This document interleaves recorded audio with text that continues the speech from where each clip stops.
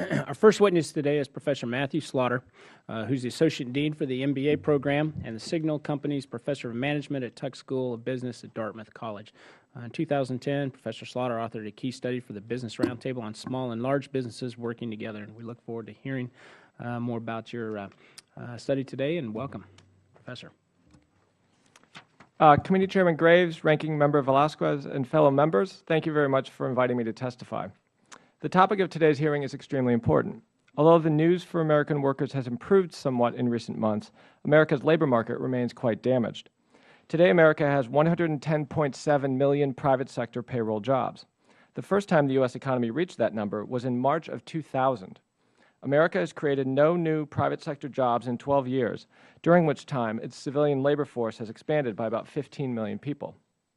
In my remarks, I will stress that to address this jobs challenge, one of the most effective ways to support job growth in small businesses is to support job growth in big businesses.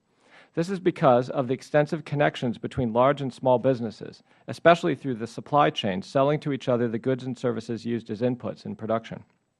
Small and big businesses have long helped strengthen the U.S. economy and each other. Let me here emphasize the role of multinational companies, which, like Intel, tend to be among America's biggest.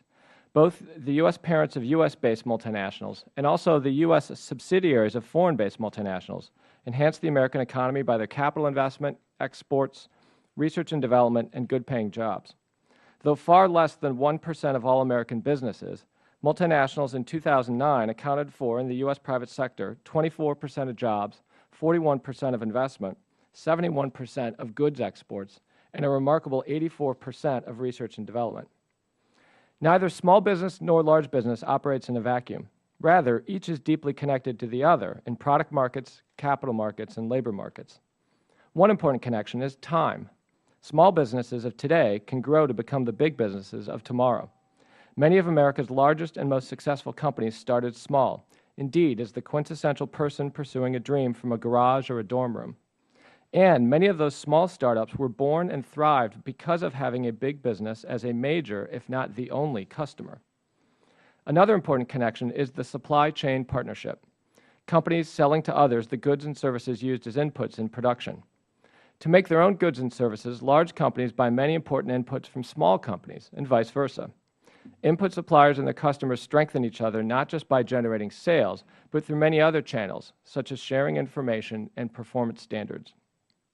Of particular note here are small companies selling inputs to U.S.-based multinational companies. In 2008, the U.S. parent operations of U.S.-based multinationals purchased over $6 trillion in inputs, of which almost 89% was bought from other companies in the United States, not from companies abroad. But of these trillions of dollars in domestic input purchases by U.S. multinationals, how much is bought from small businesses in America? Surprisingly, this question cannot be answered by any data collected by the various statistical agencies of the U.S. government. Given this statistical gap, in 2010, I worked with the Business Roundtable, an association of chief executive officers of leading U.S. companies, to conduct an original survey of its members to learn about the role of small businesses in their supplier base.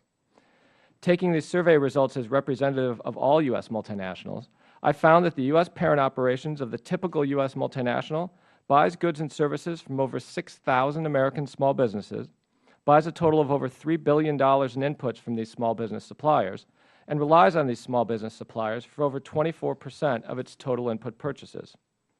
Extrapolating from these surveys, I further calculated that U.S. multinationals collectively purchase about $1.5 trillion in inputs from U.S. small businesses, which is about 12% of the total sales of these small businesses. The bottom line of this survey is that the supply chain partnership between U.S. small and big business is deep and essential to each other's economic success. Let me close by offering 3 policy implications of the supply chain partnership. One important implication is that government efforts targeted at just small business or just big business affect all firms, not just firms of a particular size. Think of exporting. Because of the supply chain partnership, there are lots of small U.S. businesses engaged in the global economy by supplying large U.S. exporters, even if these small businesses themselves do no exporting on their own. A second important policy implication is that the supply chain partnership between large and small businesses will almost surely become more important in the future. Large companies increasingly operate in large global networks in which final products are made in many stages that span many countries. As the global economy continues to grow in size and diversity, so too will the supply chain partnership between large and small businesses.